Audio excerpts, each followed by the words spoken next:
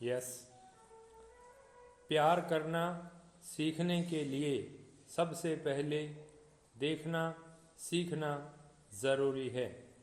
किसान एक बार फिर दिल्ली बॉर्डर पर जमावड़े के मूड में है। उनकी नाराज़गी को व्यापक नज़रिए से देखना होगा और समाधान भी केवल एमएसपी बढ़ाने से नहीं होगा। एनसीआरबी की रिपोर्ट के अनुसार वर्ष 2022 में 11,290 किसानों ने आत्महत्या की। देश में पिछले 3 दशकों से औसतन रोजाना 4,000 किसान मजबूरी में खेती छोड़कर मजदूरी करने लगते हैं। जोत पीढ़ी दर पीढ़ी इतनी घट गई कि देश के 88% किसान 2 हेक्टेयर से कम वाले हैं। प्रधानमंत्री के प्रधान सचिव ने एक संबोधन में और वित्त विभाग ने अंतर मंत्रालयीन पत्र में बताया कि केवल एमएसपी बढ़ाने से स्थिति नहीं बदलेगी। कृषि में उत्पादकता बढ़ाने के लिए मशीन, फसल विविधीकरण और चक्र में बदलाव, खाद का सही इस्तेमाल और कम पानी वाली या नकदी फसलों का उत्पादन करना होगा। दरअसल किसानों को भी समझना होगा कि सरकार कब तक अवैज्ञानिक खेती में बढ़ता घाटा केवल एमएसपी से पूरा करती रहेगी। एक उदाहरण देखें जहां भारत में पिछले 7 दशकों से जोत कम होती जा रही है, वहीं अमेरिका और कनाडा में इसी काल में क्रमशः 157 से 187 से बढ़कर 178 और 331 हेक्टेयर हो गई है, जबकि डेनमार्क, फ्रांस और नीदरलैंड में 3 गुना, मतलब वहाँ खेती लाभकारी पेशा है। एनएसएसओ की रिपोर्ट बताती है कि हाल के दौर में किसानों की आय का बड़ा भाग गैर खेती उपक्रम जैसे पशुपालन, डेयरी, गैर कृषि श्रम से आता है। क्या किसानों को भी मात्र खेती करने के बजाय पशुपालन, डेयरी, कुक्कुट पालन जैसे रोजगार की ओर नहीं देखना होगा?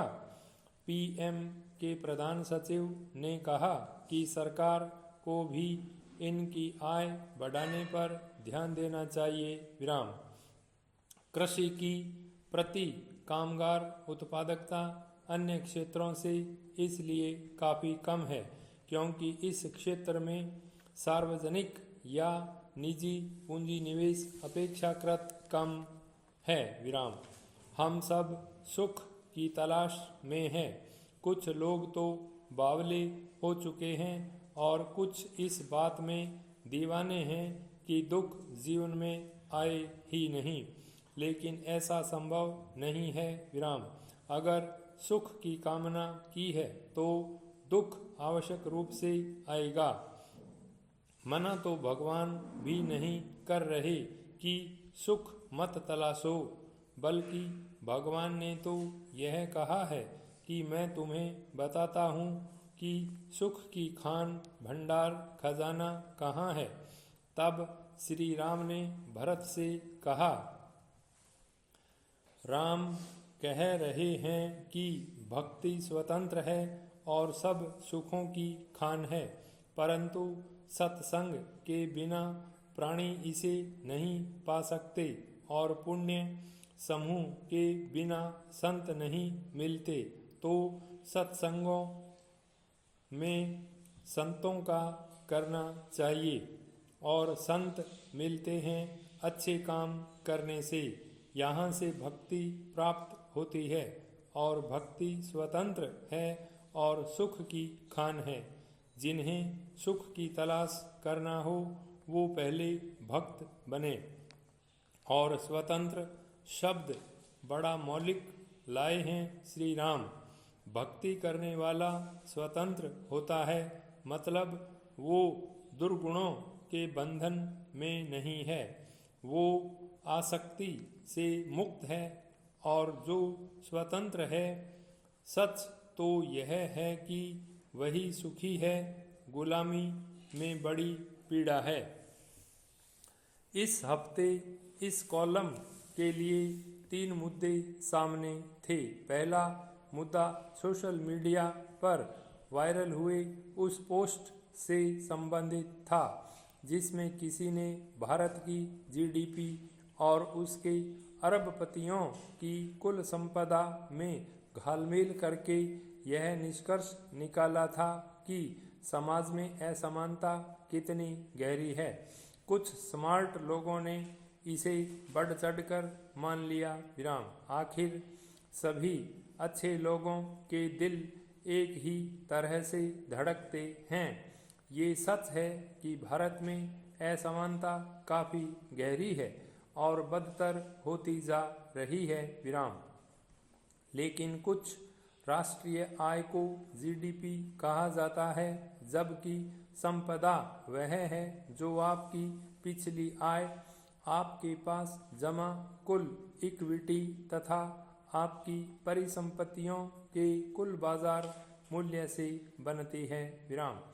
आपकी आय आपकी संपदा नहीं है विराम। भारत के बाजारों का पूंजीकरण $6 ट्रिलियन के बराबर है, जो देश की जीडीपी के मुकाबले काफ़ी ज़्यादा है। अंबानी, अडानी, टाटा, बिड़ला आदि अपनी संपदा प्राय इसी से बनाते हैं विराम। उन सब को छोड़कर बाकी बचे हम 1.42 अरब लोग जीडीपी में बहुत मामूली योगदान देते हैं विराम।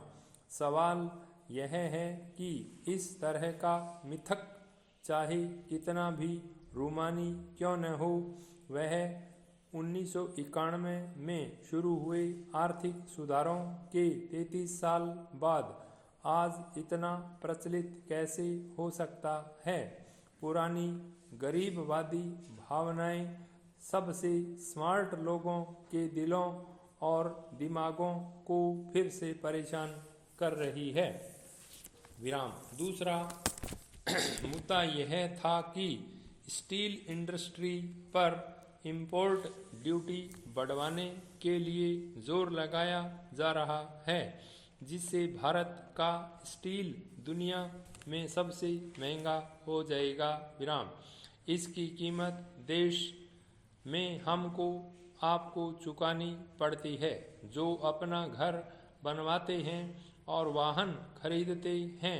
इसका बोझ ठेके पर काम करने वालों की स्कूटी, किसानों के ट्रैक्टर या हल, आपके किचन की कड़ाही, चम्मच की कीमत पर पड़ता है। यह तब हो रहा है जब एमएसएमई शिकायत कर रहे हैं कि स्टील की महंगाई उन्हें दिवालिया बना रही है, और जब बड़े ऑटो उत्पादक दाएं बाएं ताकने के बाद आपके कान में फुसफुसा रहे हैं और कि आयात हुए कंटेनर क्लियरेंस के इंतज़ार में बंदरगाहों पर पड़े रहते हैं। उनके लिए समस्या केवल कीमत नहीं है।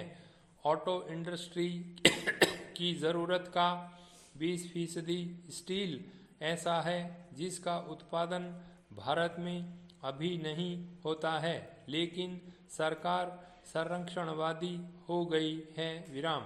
आर्थिक सुधारों के पुराने पैरोकार और बड़ी उम्मीदों के साथ सरकार का समर्थन करने वाले लोग भी दुखी हैं। आरबीआई ने इस वर्ष जीडीपी की वृद्धि दर में गिरावट दर्ज करते हुए उसे 6.6% बताया है। हमारा एफडीआई जो 2019-20 में 56 अरब डॉलर के बराबर था, वह 2023-24 में आधे से भी ज़्यादा घटकर 26.8 अरब डॉलर के बराबर हो गया है और लगता है कि यह इसी स्तर पर रहने वाला है। और तीसरा जो मुद्दा था वह शुद्ध रूप से आकस्मिक ही है। इस हफ्ते के शुरू में मुझे मुंबई में एक वार्षिक समारोह में बोलने के लिए आमंत्रित किया गया था।